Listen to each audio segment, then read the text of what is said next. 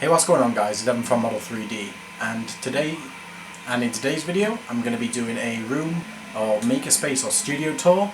I've had a few people mention it, a few people interested in where I work. Obviously they know I work from home, I'm a full-time self-employed model maker.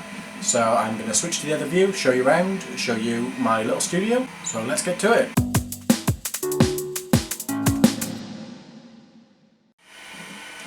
So first up, right near the door, we've got my One Head Duplicator i3. This is my current working workhorse printer. We've got some ABS down in the corner. Absolutely love this printer. There's going to be a review on it soon. Really enjoying it. Next up, we've got my toy display cabinet. So this is a collection of all my figures, mainly figures by Dr. A. And we've got some 3A, we've got some bits and bobs, lots of resin figures down the bottom as you can see. And then up on top we've got figures that I've actually cast. So a nice collection of those. As we go over, down in the bottom right there we've got my DaVinci 1.0A. This is unfortunately out of order at the moment. I had a few problems with it. My E3D V6 was fitted to it and then I ended up shorting out a few wires, so that needs to be repaired. But once that's sorted and a few wires have been added to it and it's fixed again, it'll be up and running. I'm going to keep that as my primary ABS printer. I've got some fans attached to the side, and yeah, it's a pretty good printer. I really enjoyed it. It was my first printer, and well, I can't wait to get back up and running so I can have a PLA and an ABS printer. Next up we've got my desk. This is a 9-foot, it's actually an IKEA door. When I first moved into this home I was looking for a nice big desk for my studio, and they're really expensive, like stupidly expensive. So I found a way around it. I looked on IKEA, I got a nice white glossy door as you can see, and stuck some legs on it. They do the doors separately and the legs, and the whole thing, there's two different tables, but the whole thing cost me about 16 quid to make. That's UK pound, and yeah, it cost me bugger all, so I don't really mind about breaking it. On the left here you can see some figures that I'm going to be casting in the future. If you don't already know, I'm a resin caster, so companies or people send me their figures that they've sculpted to make multiples of. So these are going to be my first time I've ever done a matrix mold. That's going to be a live stream maybe sometime next week, which will be exciting. So I've got some supplies for that kind of stuff. You've got a few 3D printed items, and yeah, that's about it. It's nice and clean. I've recently organised this studio. It's an absolute mess around Toy-Con time. So I've got a wall display here where I've got everything like hanging up. I've got some filament spools on there just to make it look like pretty cool. And yeah, it's all organised. It's got a place for everything, and it really helps when I'm busy and I'm actually trying to get work done and I know where everything is basically. And then obviously at the bottom I've got lots of drawers with everything in, a few bottles of resin that's just arrived. So you've got your mold making drawers, you've got shipping supplies, like pigments for resins, everything like that. As we work our way over here, we've got my pasta roller straight in front. This is really useful for thinning out clay, especially for Sculpey. Sculpey can be quite weak when it's baked. So if you put it through a pasta roller and you push out all the air, then it's really good, and it helps for like strength, that kind of stuff. In the back we've got my slow cooker. That's got some monster clay in. It's nice to keep it at like a nice warm temperature so it's malleable and is sculptable. And then this is my resin casting desk. We've got obviously weighing scales for measuring out resin. We've got a big hole right in the top right corner, you can see over there. That's underneath is my bin. Really useful to actually just sweep straight across the desk and straight into the bin, and it saves a lot of space with the bin being out of the way basically. Absolutely love the smooth on pots for mixing silicons and all that kind of stuff in, really useful.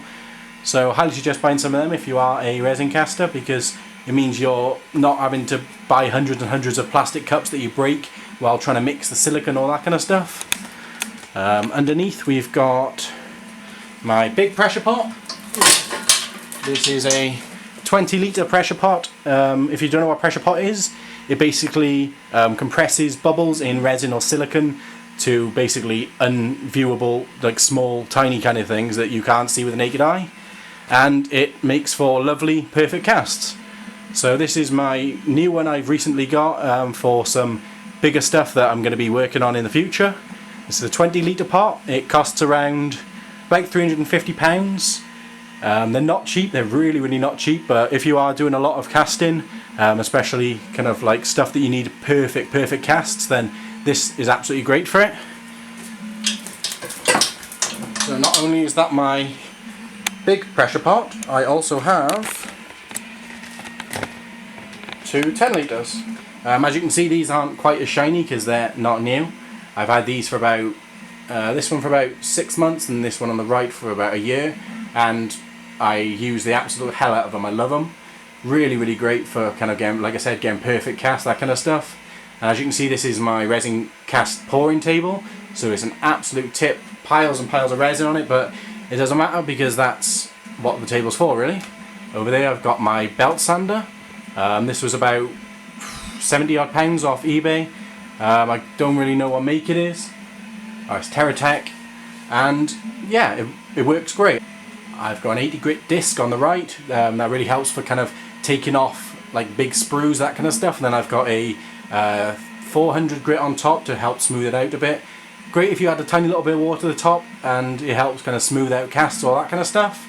And then as we come down, we've just got loads of bottles of resin. You've got some silicons, some different polyurethane resins, that's Axe and F19 if anyone's interested. And then on the right I've got my clear resin, which is which makes really nice kind of clear little figures, and that is Smooth-On's 325. It's got about a 10-minute set, so it's a really fast kind of cure resin, and it works amazingly. I'm really happy with it. As we come over to the right now, we've got my little compressor.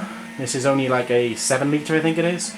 I don't need it to be insanely big because I'm only filling some like rather small pots, and I just let it like pump away basically, and it works really well. I've got silicone on the right, and as we go up we've got my little toaster oven. This is actually really new. I've only had it about 2 or 3 months and it's destroyed. It's covered in resin, it's covered in dust, obviously being so near my belt sander, and yeah. And then just random bits, and at the top we've then got all my paints. I use my airbrush is a Neo for eye water.